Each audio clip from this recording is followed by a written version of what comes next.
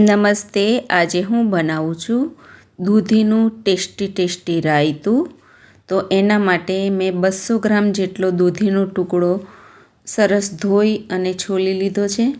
હવે આને આપણે છીણી લેવાનો છે અને તમારે છીણવું ના હોય તો એને પીસ કરીને બાફી શકો છો, પણ હું ગોધરા સ્ટાઇલ બનાવું છું તો છીણી અને એને સાંતળી ચડી જાય ત્યાં સુધી એને સાંતળવાનું છે. એ રીતે હું બનાવું છું. તો એના માટે સરસ છીણ કરી લીધું છે.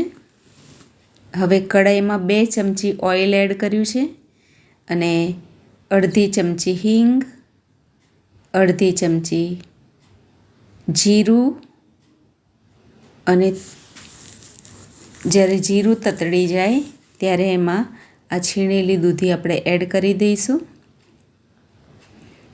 અને સ્વાદ અનુસાર મીઠું આપણે એમાં નાખી દઈશું અને ધીમા તાપે એને સરસ ચડી જવા દેવાનું છે. અને ચડી જાય ત્યાર પછી એને એકદમ સરસ ઠંડુ થઈ જવા દેવાનું છે. ઠંડુ થયા પછી જ એને આપણે રાયતામાં એડ કરવાનું છે. તો રાયતા માટે મેં 200 ગ્રામ જેટલું એકદમ તાજું સરસ દહીં લઈ લીધું છે અને એને પણ આપણે સરસ પેસ્ટના રૂપમાં બનાવી દેવાનું છે વલોવીને. તો આ રીતે સરસ એકરસ થઈ ગયું છે. હવે જે દૂધીનું છીણ છે એ પણ સરસ ચડી અને તૈયાર થઈ ગયું છે. તો મિત્રો, મારી ચેનલ પર નવા હોય તો મારી ચેનલને સબસ્ક્રાઈબ કરજો, મારા વિડીયોને શેર કરજો, લાઈક અને કોમેન્ટ કરજો. હવે રાયતામાં એક સરસ મોટું મરચું સમારી અને હું એડ કરું છું.